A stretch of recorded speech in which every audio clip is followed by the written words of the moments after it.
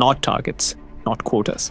48,000 workers die in India every year from occupational accidents, 3 every single day.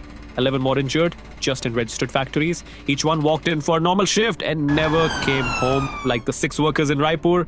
A routine inspection, Friday evening, the wall collapsed, 6 killed, 6 injured, no hazard documented, no control verified, no proof before they walked in. This is how most incidents happen in India, not during emergencies, during routine work, jobs that proceed without permit to work systems, without hazard identification, without proof. The hazard existed. The risk was real. The proof trail was missing. A permit is not just permission to work, it is a live control record. And when that record is missing, 48,000 remains a number we accept instead of one we reduce.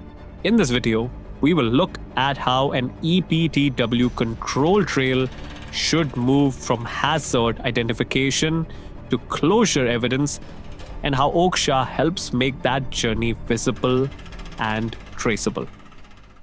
In many industrial sites, permit to work processes are followed with discipline. The challenge is not always intent, the challenge is visibility. A permit request may be raised in one format. Hazard details may be written separately. Isolation confirmation may sit on paper. Approvals may happen through calls, messages, or emails. Closure notes may depend on memory or verbal updates. So when a supervisor, safety officer, plan head, or auditor asks one simple question: what was controlled, who approved it, and what proof do we have? The answer may take too long to assemble. This creates a gap between work being done and work being clearly controlled. Teams may be working hard on the ground, but leadership may still not have a clean view of the control status. That is a serious issue for high-risk work. Because in permit to work, confidence should not depend on scattered records. It should come from a clear, connected trail. A strong e-PTW control trail should answer the basic control questions without confusion. First, what work is being performed? The job details, work area, equipment, department, and responsible persons should be clearly tagged. Second, what hazards were identified? The permit should not be just an approval form. It should capture the actual risk context of the work. Third, what controls or isolations are required? For example, electrical isolation, mechanical isolation, energy isolation, area barricading, gas testing, PPE checks, or other site-specific controls. Fourth, who verified those controls? This is important because isolation listed is not the same as isolation verified. Fifth, who approved the work and in what sequence? Approval should not be vague. The trail should show movement from request to review to approval. Sixth, what is the current work status? Is the permit requested, approved, in progress, paused, extended, rejected, closed, or pending review?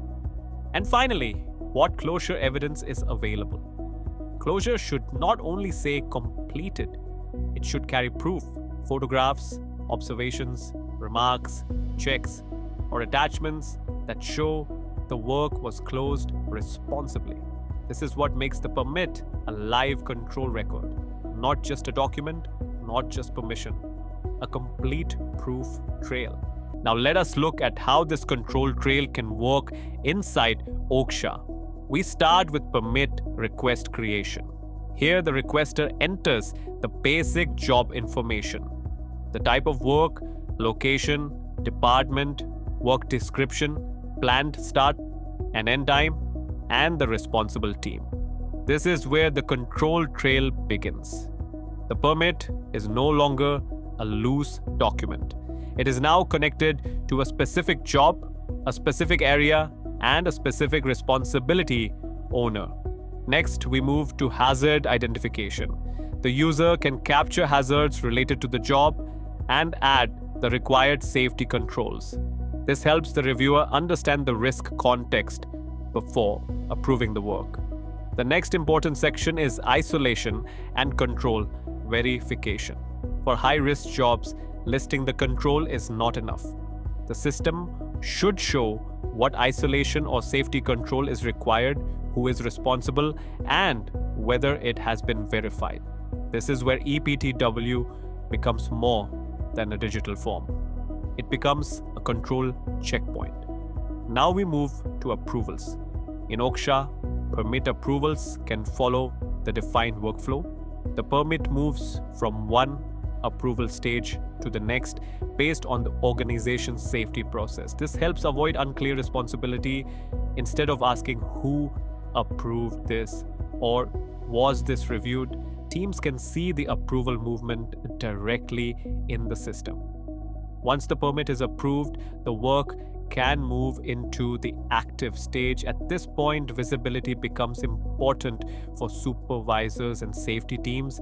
They should be able to see which permits are active, which are pending, which are delayed, and which may need review. This supports better shift handovers and better control of work visibility. Now let us move to closure.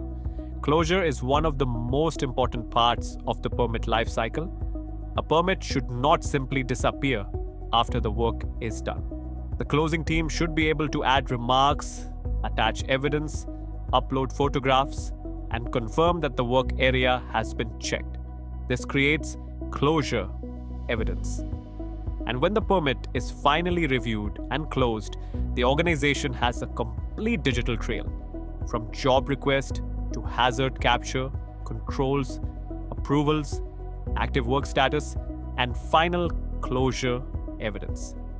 That is what makes the process audit ready. Not because the team created more paperwork, but because the proof traveled with the work. Control of work becomes stronger when proof travels with the work. A permit should show more than approval. It should show the complete control trail. What was requested, what risks were identified, what controls were required, who verified them, who approved the work, what happened during execution, and how the job was closed. That is the shift from permit as paperwork to permit as a live safety record. With OQSHA's e-PTW module, organizations can bring permit workflows, control checks, approvals, work status, and closure evidence into one traceable system. If you want to see how this can be mapped to your real permit workflow, book a walkthrough with OQSHA